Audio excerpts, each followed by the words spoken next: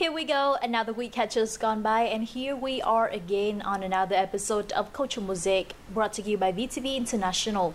In the next 30 minutes, we'll discover Vietnam's urbanization through foreign eyes and have a quick chat with the author Michael Weibel about his photographs. And then we have the opportunity to catch Muay Thai, the traditional martial art that has found popularity throughout the world. So let's start our show today with the headlines. Handmade ceramic speakers, a harmony of natural materials and high technology. Michael Weibel and his photographs portraying beautiful landscapes and architecture in Vietnam's largest cities. And later on, let's discover how Muay Thai or Thai boxing has lured sport lovers worldwide and in Vietnam also. We now begin with some stories in our local news.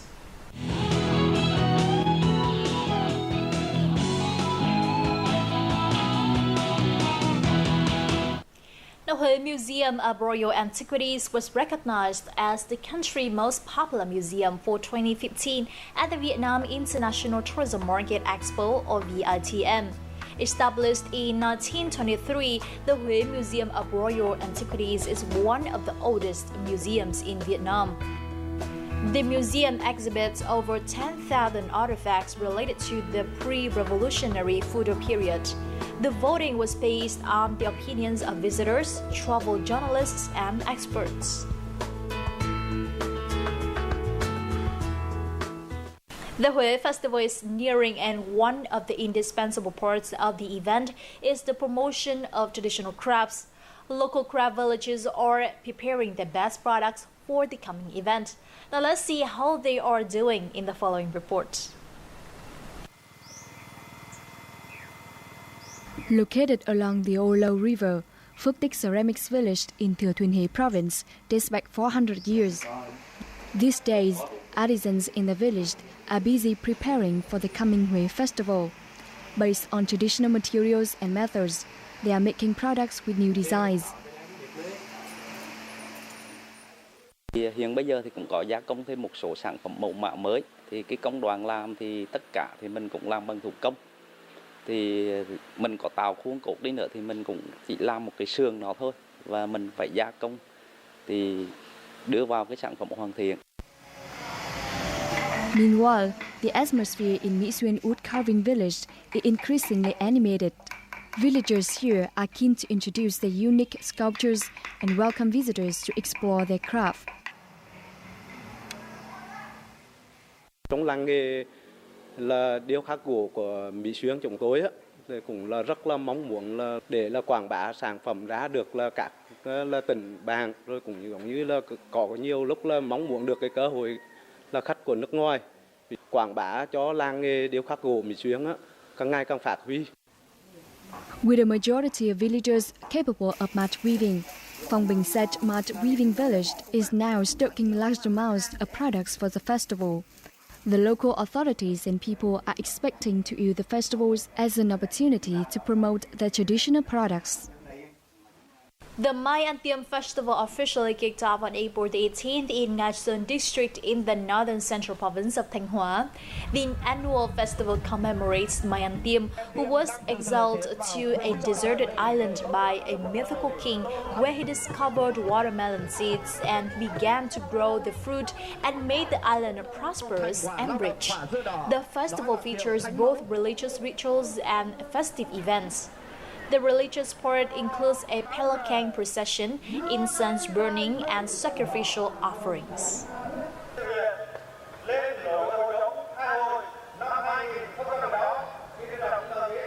A film crew from South Korea's JIBS TV channel are visiting Vietnam for their Tracing the Origin of Shamanism series. Vietnam was the first of 5 Asian destinations, and the world looked at Vietnam's worship of the mother goddess or Ho Dong or trance ritual. The Tracing of the Origin of Shamanism documentary series explores the spiritual practices of various Asian cultures. Ho Dong, or Vietnamese trance rituals, shares several similarities with the Korean three gods worship. I chose Vietnam as a destination for this series because the documentary is about shamanism in Asia.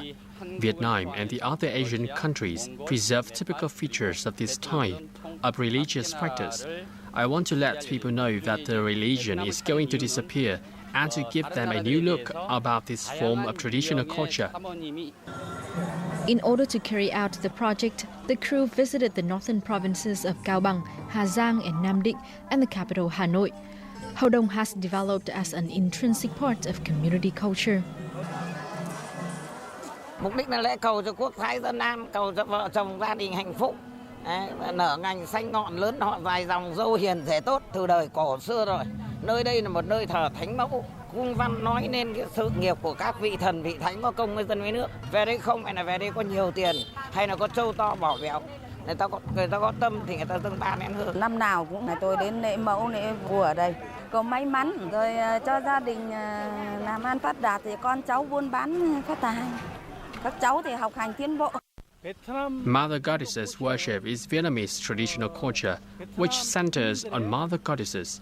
Hầu Đồng, a part of the worship, is a feature of community culture, which needs to be preserved.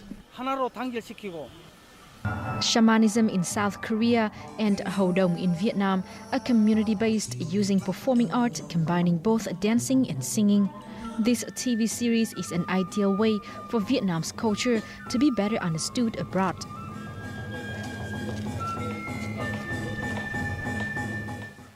That celebrates the 44th year of the liberation of Hoi An District in Bình Định Province. The Vietnam Center of Records awarded 3 Guinness records to 3 products from the district.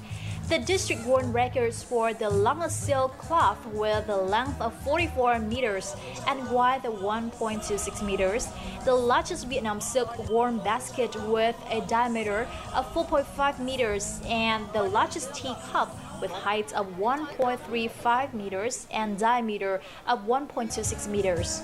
The event was intended to promote the art and craft of the district.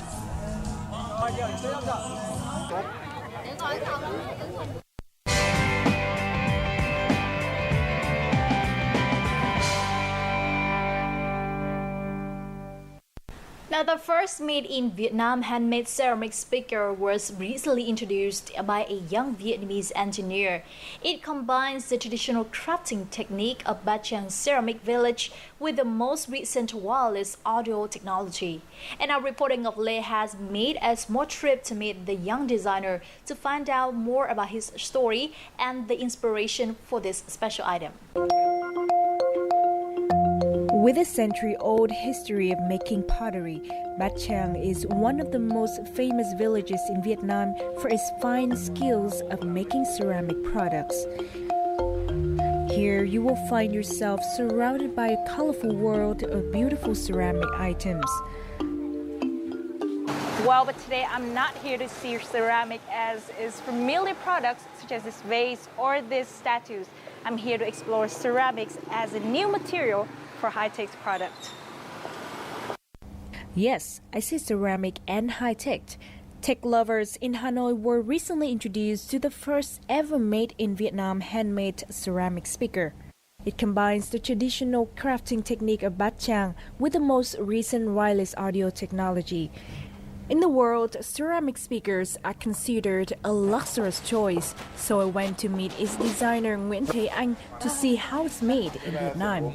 He's actually an engineer with a great passion of 20 years for music and therefore audio devices. He showed me the first and most crucial step, the making of ceramic box. Anh Thế Anh, tại sao trong số các chất liệu anh lại chọn gốm? Vì thứ nhất là bản thân gia đình mình là có truyền thống làm nghề gốm, bố vợ là nghệ nhân bát tràng. Cái thứ hai thì bởi vì chất liệu với cái đặc thù của chất liệu gốm ấy là mình có thể sáng tạo một cách vô tận các cái kích thước và hình dáng của sản phẩm khác nhau, và mình có thể vẽ, mình trang trí trên đó. Mỗi chất liệu thì nó đều có những cái đặc điểm khác nhau đúng không ạ, và sẽ tạo những cái âm thanh khác nhau. Vậy thì gốm nó có đặc điểm gì, ưu điểm gì hay là nhược điểm gì không? Gốm thì nó có một cái nhược điểm, đó là nó không có cái độ đàn hồi, nhưng mà riêng gốm thì nó là một cái một chất liệu mà gần như là cách biệt hoàn toàn về âm thanh. After a few hours, the ceramic box is formed in the mold with the exact measurements that were calculated to bring the best audio effect. The excess clay is then removed, leaving the perfect surface. The box is then coated with white enamel and left dried for a few hours. And here comes the tricky part. After being fired, the box shrinks about 18% to the exact volume and thickness. And you know what? Only 60% of the boxes make it through the fire. And now comes the decorating step. Thế Anh draws all the boxes by himself with a special ink and perfect precision. When the pot is ready, it is then stuffed with natural cotton from the Central Highlands to enhance the sound quality. And the final step is to install the device. Anh có nhớ có một cái kỷ niệm nào mà có một cái lúc nào đấy mà anh cảm thấy có quá nhiều khó khăn khi mà tự làm một cái sản phẩm của riêng mình? Thực ra khi mình nói đến cái loa gốm thì hầu như mọi người đều không ủng hộ. Bởi vì ta chưa bao giờ tưởng tượng ra một cái loa lại làm bằng gốm cả. Mà người ta cứ nghĩ rằng mình sẽ làm một đôi loa cao cấp ấy. Nên ra họ nghĩ rằng là mình không thể cạnh tranh được với những dòng loa đấy. Nhưng thực chất cái loa của mình nó là loa vi tính để cho mọi người có thể là vừa làm việc vừa nghe nhạc, mang tính chất giải trí thuần túy. Nó có tính chất trưng bày và thể hiện được cái cá tính của người nghe. Cái hướng đi chắc chắn của anh về tương lai thì sẽ làm cho sản phẩm có thêm nhiều mẫu gốm nữa, để có nhiều họa tiết khác nhau, mang tính chất thẩm mỹ cao hơn. Và chất lượng âm thanh thì sẽ cố gắng tối ưu với cái chất lượng bằng gốm. Anh sẽ tìm cách anh sẽ thuê những người khuyết tật để làm cho những công đoạn mang tính chất tỉ mỉ và mất công như này.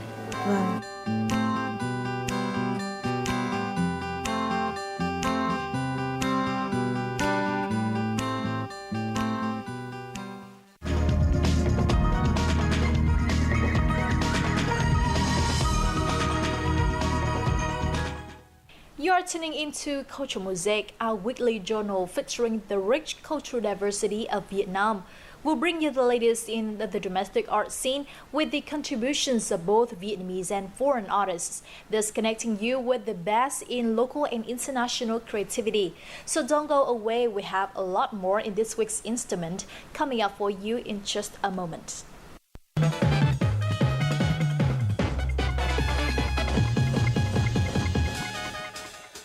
The beautiful landscapes and architecture, rapid urbanization, authentic images of local life. These are all depicted in the books about Vietnam's largest cities. The three titles, Hanoi Capital City, Da Nang Coastal City, and Ho Chi Minh Mega City, were edited by Michael Weibel and published between 2014 and 2016. And in this week's edition of On the Mic, our reporter Hoàng Hằng sat down with him to talk about the books.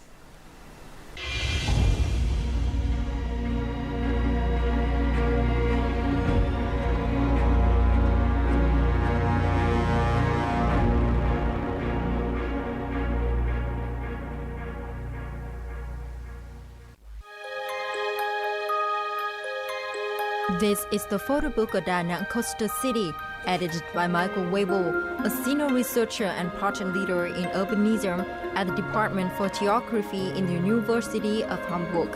With 600 photos, it is the first comprehensive book about Da Nang City, with its wide sandy beaches bordering the deep blue of the sea, high buildings, wide streets, and numerous bridges that soar over the river.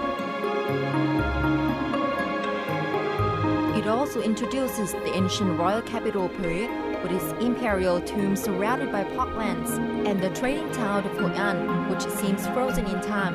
The book was written in 3 different languages: English, Vietnamese, and Michael's mother tongue, German. Hello and welcome, Michael. First of all, congratulations on your newly published book, Da Nang Coastal City. Now, what can you tell me about this book? I think it's the first first comprehensive photo book showing Da Nang City. And not only Da Nang City, we also cover the cultural sites of Hue and of Hoi An, Marble Mountains, Bana Hills, and Cloud Pass. So we cover basically the whole of central Vietnam with the economic hub and most important city of Da Nang City. And I want to highlight that this is not only a project of myself. Far more than 30 people have contributed to that book. They have contributed essays, they have contributed photos. Less than half of the photos actually have done by myself. The other half have been done by many other people, inhabitants, long-term inhabitants of the central Vietnam cities. How is Da Nang depicted in your book? Da Nang City is depicted as a book who has achieved great progress in the recent years. Maybe 20 years ago, Da Nang City was just a transit town. Now, Da Nang City has become a destination of its own right. It has developed its own urban identity. The own urban identity of Da Nang consists, for example, of the iconic architecture landmark of the City Hall, which has been printed on the cover sheet. Da Nang Coastal City was officially released in Hanoi on March the 29th. Over half of the 600 photos included in the book were taken by other contributors, including Da Nang residents. Trong cái set ảnh này thì mình cũng có đóng góp hai bức ảnh. Hai bức ảnh đấy thì nói về cái hình ảnh người dân Đà Nẵng tập thể dục và mỗi buổi sáng trước biển. Thì hình ảnh này nó rất là quen thuộc. Mình cũng là một người dân Đà Nẵng nên mình cũng muốn đóng góp một chút hình ảnh về Đà Nẵng cho cái cuốn sách này. Along with beautiful landscapes and local life, the book also features green urban development. Những hình ảnh trong quyển sách đã cho chúng ta thấy một cái thông điệp về cái sự chuyển hóa đô thị, một cái thông điệp về một cái sự phát triển đô thị hướng tới xanh, một đô thị thân thiện với môi trường, thân thiện với cộng đồng. Đó chính là mục tiêu chính mà thành phố Đà Nẵng dự kiến sẽ phát triển trong 20-30 năm tới. Through this book, Michael Webel has shown the booming city of Da Nang and the fast pace of the change from the 1990s to 2015. This is already the third book of a series developed in cooperation with Goethe Institute to illustrate recent urban development all over Vietnam. The first book was Ho Chi Minh Megacity, the second book was Hanoi Capital City, the third one now is Da Nang Coastal City, and the production time of each book is about 1 year. So every year in March I present about a new book. Ho Chi Minh Mega City and Hanoi Capital City were published in 2014 and 2015 respectively. With Da Nang Coastal City, the three books picture Vietnam's recent urban development, from bird's eye views to portraits of its inhabitants through 2,200 photos. Ho Chi Minh Mega City was jointly edited by Michael Webel and Henning Hilbert. It illustrates Vietnam's first mega city, as well as the economic hub and biggest urban agglomeration of Vietnam.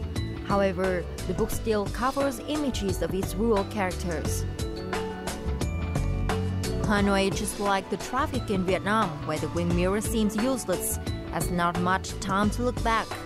This is the description offered by Michael Weber in his second book, Hanoi Capital City. Without using too many words, Michael Weber captures the essence of a changing Hanoi from many different angles. The book won the World Prize of the Bu Xuân Phai Love for Hanoi Awards 2015 in September. What has been the motivation for you to publish one photo book each year since 2014 about different cities of Vietnam? The most important motivation was to illustrate urban development, which is very dynamic in Vietnam. A lot of things happen very fast, and I want to grasp urban development, and not only to show like the city center, but to show the urban space from the core city to the urban periphery in a comprehensive way, and also to illustrate the way citizens are living in the city. So it's not only about architecture and housing, these books are also about the urban citizens living within a city and working within a city. You have been awarded the Bu Xuân Phai Award to honor individuals and organizations who have made great contribution to Hanoi's culture, art and society. After the launch of your photo book on Hanoi, first of all, congratulations.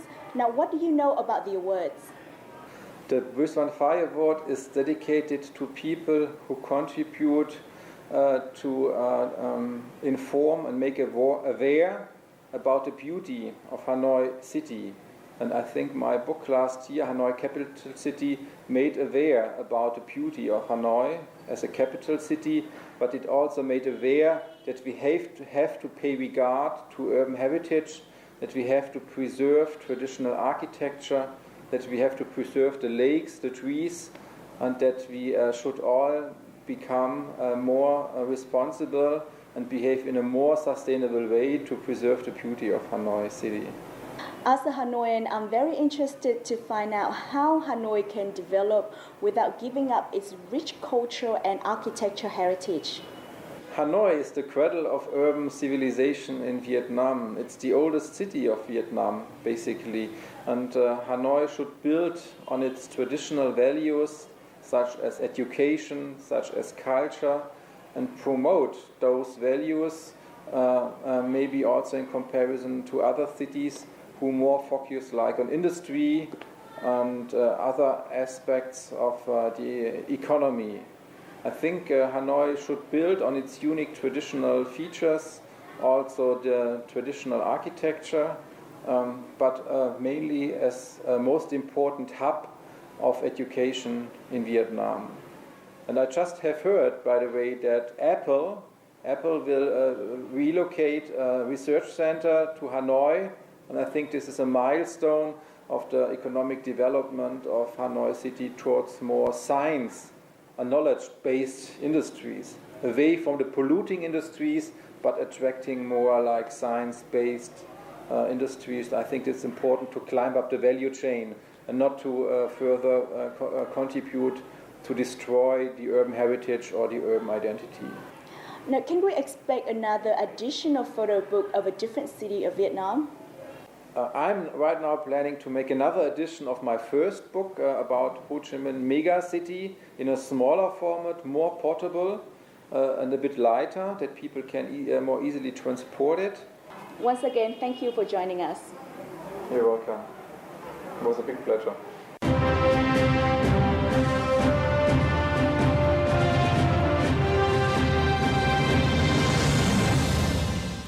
The traditional martial art of Muay Thai or Thai boxing has found popularity throughout the world. Over recent years, Muay Thai has become more popular in Vietnam, with practitioners from all ages, nationalities, and genders. So how has Muay Thai gained its popularity in Vietnam, and what makes it an attractive sport? Let's find out more in our Connecting Cultures this week.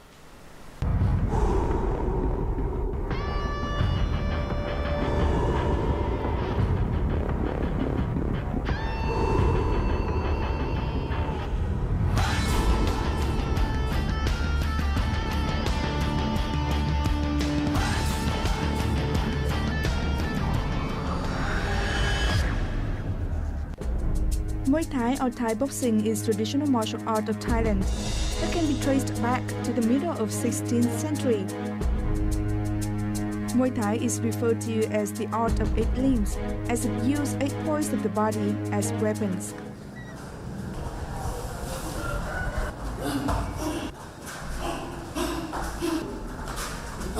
Những bộ phận nhiều nhất là động tác trò, gối, 2 lần đá, 2 lần đấm. Những bộ phận này nó sẽ là đặc trưng để xây dựng ra một bộ môn này. Thì mình có thể đánh xa và đánh gần, và với cái động tác này thì nó là động tác bắt chỉa mạnh ở bộ môn Muay Thái. Và cái cú trỏ là nó sẽ thể hiện là cái sức mạnh cơ bắp của từng người tập, và cái hai đấy cũng là một cái đạo tập. Thì ví dụ là người tập ý, người ta không phải để dùng tập để mà đi đánh nhau hoặc để sát thương, mà người ta tập là để tự vệ và nâng cao cái sức khỏe người ta lên.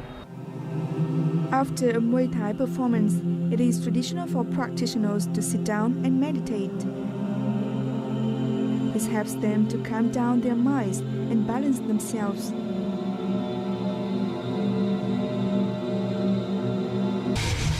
With these unique features, Muay Thai has gained wider popularity in Vietnam over the last few years. Muay Thai lessons like this can be found easily throughout Vietnam, with practitioners of all different ages, nationalities and genders. Học môn này thì cũng chỉ là vận động cho sức khỏe dẻo dai thôi, và mong muốn là sẽ tăng thêm được khoảng độ 2 đến 3 cân nữa. I'm 46 years old. Now I want to get 6 packs again. Em chọn cái môn may thái là để làm một môn để rèn luyện thể lực. Em cũng muốn có một cái môn võ để tự vệ bản thân.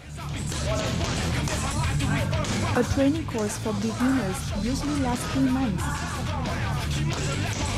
In real life, the goal of Muay Thai is to defend against an attacker as quickly and effectively as possible. Despite being known as a hard martial art, Muay Thai is simple to learn and get basic techniques. ムエタイは、たくさん体を動かします。特に、気持ちいいのはエルボーですね。エルボー。これすごく気持ちいいです。Trước đây thì em cũng có tập võ rồi và bây giờ em muốn chuyển sang một môn mới và em cảm thấy là Muay Thai thì so với các môn võ khác thì nó có tính thực chiến cao hơn.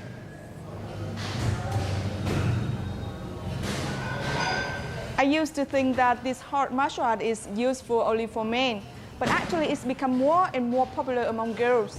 And today I'm going to learn some moves and techniques for self-defense in this class.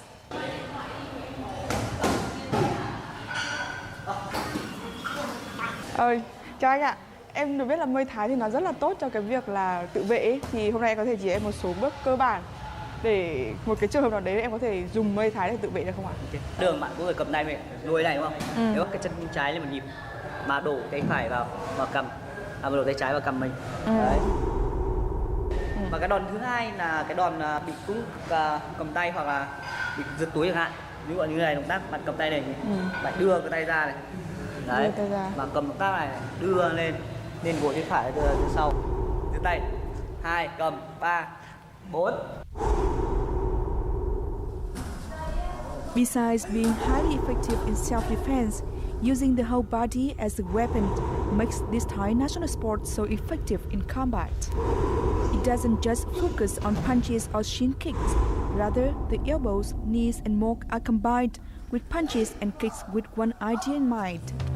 Thanks to its quick, strong moves and the significant benefits it has for health, Muay Thai will always have a firm position among sport lovers worldwide.